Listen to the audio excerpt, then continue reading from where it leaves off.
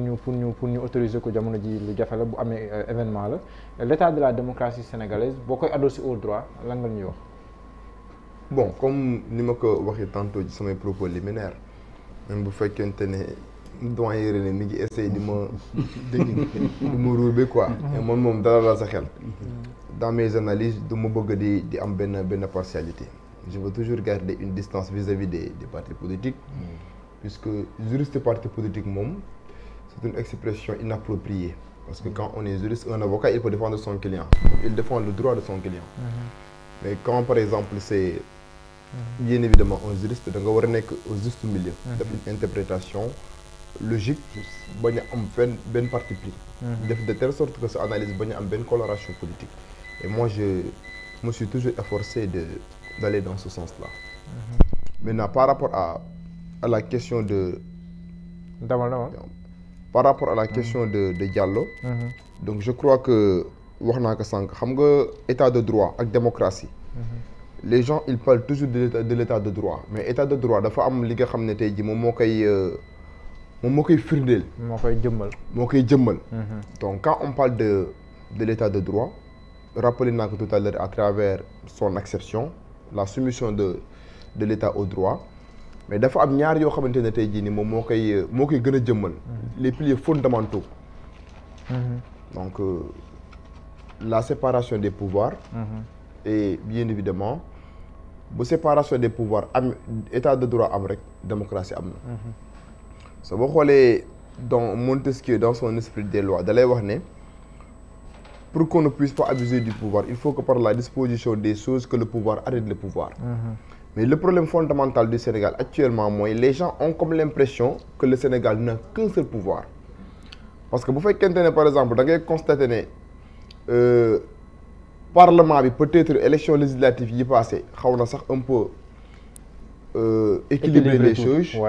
mais constaté woon na ne par exemple c'était des gens yoo xamante ni doon wax ne ñun ay député diw lañ. donc loi bi quelle que soit la situation nu mu mënta ñëwee dañ koy valider et là tout à l'heure Diorine Diassé def na une remarque très importante la question substantielle bi mu wax mooy le Sénégal a un problème de logistique yaakaar naa Diallo mos naa ko wax ci plateau bi. Sénégal dafa am problème logistique. logistique mooy comment caractériser les lois ni ñu tënkee lois yi.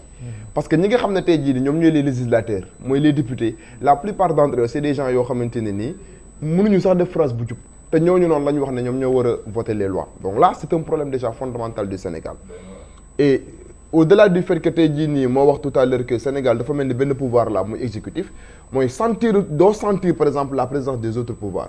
et bu fekkente ne nekk na dans ce cas de figure rek nekkatul dans la démocratie mais dañuy nekk dans le totalitarisme dans l'absolutisme. c'est comme si par exemple celui qui dirige moom mooy buur moom mooy bumi il a tous les pouvoirs regroupés entre ses mains et bu fekkente ne nekk nañ ci situation boobu nag day créer benn insécurité juridique boo xamante ne nii peuple bi tey jii nii moom mooy payer les pots cachés.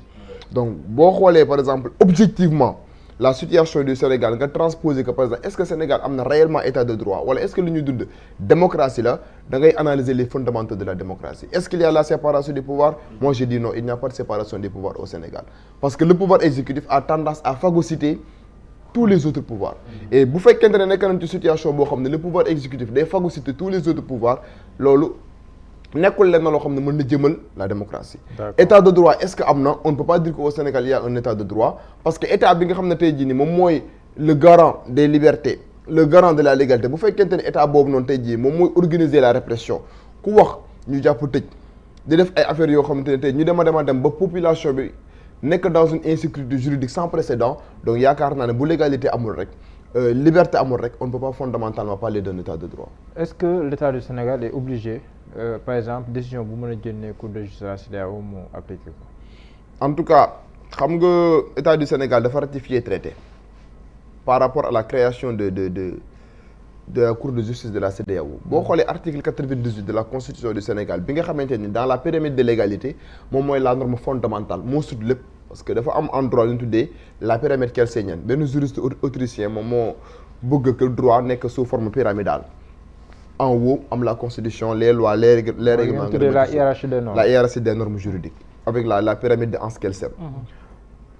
Constitution du Sénégal moo wax à travers son article 98 que les traités ou accords régulièrement ratifiés ou approuvés ont dès leur entrée en vigueur une valeur supérieure à celle des lois et des règlements pourvu que pour chaque accord de son application par l'autre partie. Li ñu tuddee ñun juristes yi en droit des obligations l'exception d'une exécution. Autrement dit, à partir du moment où État du Sénégal dafa ratifier traité dafa war a dem jusqu'au bout de sa logique te nee na la même traité internationaux yooyu moo ëpp doole sax tey jii nii say loi interne yow les traités internationaux sa constitution moo ne moo ëpp doole même les lois internes ratifiés ou approuvés ont dès leur entrée en vigueur une valeur supérieure à celle des lois et des règlements mais pourvu que pour chaque accord de son application par l'autre partie ça veut dire quoi defal le tout ba yow ñi nga sëy naataangoo état yi nga sëy xandool traité bi nga respecter scrupuleusement décision yi nga xam ne tey ji lépp loo xamante ne ni traité yooyu def ko lamboo mais tey ji boo xoolee loolu noonu moom moo poussé Sénégal à ce que tey ji kat mu bokk CEDEAO boobu noonu créé benn cour boo xam ne tey boo nekkee citoyen sénégalais nga constaté ne par exemple l'État est en train de te persécuter nga constaté ne par exemple ñu ngi violenter de manière ininterrompue say droit say àq ak say yelleef nga dem kalaame ginnaaw bi nga xamante ne tey jii saisir nga les juridictions nationales amoo ci tey jii nii satisfaction nga dem nga kalaame devant la cour de justice de la CEDEAO mais tey jii nii Diallo boo gisee sénégalais yi di wax par anticipation que décision bi nga xam ne tey jii nii la décision qui sera issue de la cour de justice de la CEDEAO Sénégal du ko appliquer mais il y a un précédent qui est là précédent bi moom mooy lan lors du procès opposant l'État du Sénégal à Karim Wade vous vous rappelez État du Sénégal bi mu jëlee décision interdire de sortir du territoire national Karim Wade qu'est-ce que la CEDEAO avait dit dafa waxoon ne mesure boobu ne État du Sénégal tegu ko fenn est-ce que l'État du Sénégal avait respecté cette décision là non. Lorsqu'on avait constaté que les avocats de Khalifa Sall, deuxième hypothèse, avaient saisi la cour de justice de la CEDEAO pour constater violation de la procédure yi nga xam ne les irrégularités procédurales yi nga xam ne tey jii amoon na par rapport à ce dossier là CEDEAO dafa condamné woon État du Sénégal ba demandé woon quand même mu dédommager Khalifa Sall à hauteur de 30 millions. Vous vous souvenez? Est-ce que l'État du Sénégal avait respecté cette décision communautaire? Non. Donc là on est dans la situation de Ousmane Sonko. Donc le 17 novembre déjà la CEDEAO la cour de justice de la CEDEAO doit se prononcer par rapport à la requête bi nga xam ne ni avocat Ousmane Sonko yi saisir nañ ko pour constater les violations dont Ousmane Sonko fait l'objet au Sénégal. Maintenant par anticipation on a entendu dire qu'il y a benn nit bu nekk ci régime bi nee na déjà décision boobu noonu duñu ko respecté mais problème fondamental mooy boo respecté wul décision boobu en tant que État du Sénégal kenn mënuloo la dara parce que l'État il bénéficie d'une immunité pénale. L'État de personne morale de droit privé, c'est une personne morale de droit public. L'État n'a pas une existence physique. On dit, nous les juristes, que l'État est une imagination juridique, une fiction juridique. Parce que tout le monde parle de l'État. Qui est l'État? Est-ce que l'État, c'est le président Macky Sall? Est-ce que l'État... Non. Monoko doute baram. C'est pourquoi on considère l'État comme une imagination juridique. Donc, l'État doit bénéficier d'une immunité pénale. On condamne l'État. Mais au-delà de cette immunité pénale dont bénéficie l'État, l'État, il bénéficie aussi d'une immunité... Monoko tëj. Mais mën nga ko condamner à des dommages et intérêts. C'est-à-dire bu bénéficier d'une immunité pénale ça veut dire que état du nit koo xam ne mën nga ko tëj. mais mën nga ko astreindre à payer des dommages et intérêts en matière civile. Même un citoyen bu amee problème avec l'État bu saisir les juridictions parfois bu fekkente ne par exemple le juge a constaté que l'administration est fautive juge bi mën na jox dëgg citoyen bi après état day retourner contre agent administratif bi à travers ce qu'on appelle l'action récursoire. D'accord.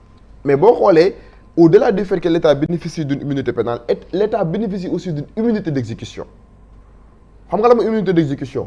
Mooy État mënoo ko contraindre ne ko exécuter li par force. Mais problème fondamental mooy même si l'État bénéficie d'une immunité pénale mënoo ko condamner il bénéficie de surcroît d'une immunité d'exécution.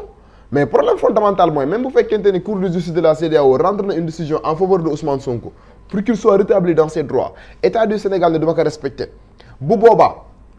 Peut-être mën na créer un incident diplomatique te CEDEAO aussi bi nga xam ne tey jii nii kat État du Sénégal moom moo ratifié li nga xam ne nii moom mooy protocole bi nga xam ne moo ko lié ak Sénégal bu Sénégal demee ba osé tey jii wax na man décision bii ngeen jël à travers votre cour que man dama ko respecter il appartiendra maintenant à la CEDEAO de prendre acte de cet acte de refus pour véritablement prendre des décisions qui sied décisions yi nga xam ne ni tey jii moo ci mën a am mooy peut-être xool na lañ génnee Sénégal au niveau de la CEDEAO mais boo xoolee nos organisations communautaires là ni ñuy fonctionner da ngay xam ne loolu moom parce que ñoom la seen biir quoi. mënees ko xalaat voilà. mais Diori Ndiasse dafa mel ni opposition buy seet boppam la si ay kuréel yu bëri au moment où le régime en place mi ngi déroulé